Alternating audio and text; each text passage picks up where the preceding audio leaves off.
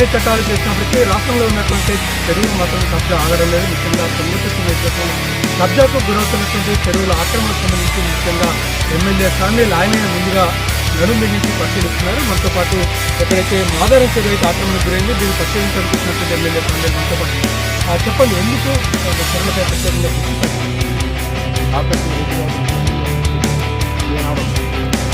వందల ఏళ్ళ నాడు ఇన్ని సంవత్సరాలకు వాళ్ళు ఉపయోగించి ప్రజానికి వాళ్ళకు వ్యవసాయ రంగానికి ఆదర్శంగా నిలవాలి, వాళ్ళకు ఆరోగ్య ధైర్యంగా ఉండాలి. విజయాలు కూడా మనం కాకతీయ విజయాలు ఇస్తే విజయాలు కూడా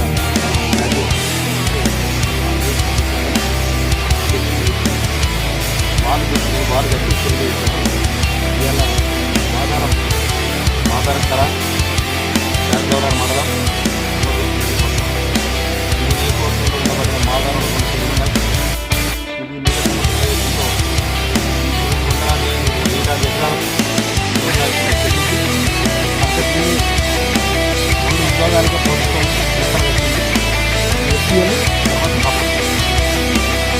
అంటే నీళ్ళు ఎంతవరకు అంటే దాన్ని ఎఫ్టీఎల్ అవతల 30 మీటర్ల తర్వాత బఫర్ జోన్ కానీ ఎఫ్టీఎల్ దాటిని బఫర్ జోన్ దాటి కారణం ఏంటంటే 6 ఎకరాలు అక్రమానికి గురి 2010లో గత ప్రభుత్వంగా గత నాయకులు అధికారులు కుమ్మక్కై వాళ్ళ ప్రభుత్వ ఉద్యోగులు అయిన వాళ్ళు ఎలక్ట్రిసిటీ డిపార్ట్మెంట్లో హైదరాబాద్లో పనిచేస్తున్న ఈడీలుగా పనిచేస్తున్న ఆ డిపార్ట్మెంట్లో పనిచేస్తున్న అధికారులు ఎవరైతే ఉన్నారో ఇక్కడ అక్రమంగా పట్ట చేయించుకొని దాదాపు 50 ఎకరాలు ఇక్కడ ఆక్రమించడం జరిగింది.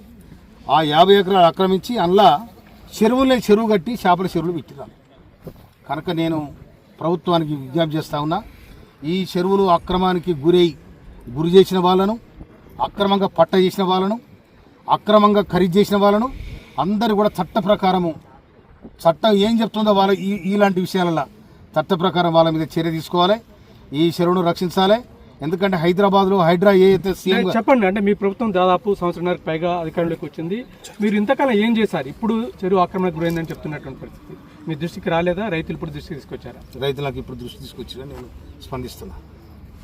రైతులు నాకు దృష్టికి ఇప్పుడు తీసుకొచ్చారు కాబట్టి నాకు ఎప్పుడు ఐడియా ఉండే, కానీ దాన్ని నిండా నీళ్ళున్న సంగతి నీళ్లు ఎప్పుడైతే ఉంటుందో అప్పుడే స్పందించాలనుకున్నాం. కానీ ఇలా మనకు నిటారుగా మనకు కళ్ళ కట్టినట్టుగా మనకు కనిపిస్తూ ఉంది.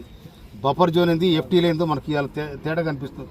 టీవీ 9 కూడా అటు చూపించడం మీరు అక్కడ ఎక్కడ అక్రమైందో. అందుకోసమని మా ప్రభుత్వం వచ్చినా ఏ ప్రభుత్వం వచ్చినా కూడా ఇది అక్రమానికి గురైతే ఖచ్చితంగా చట్టపరమైన చర్య తీసుకోవచ్చు. అంటే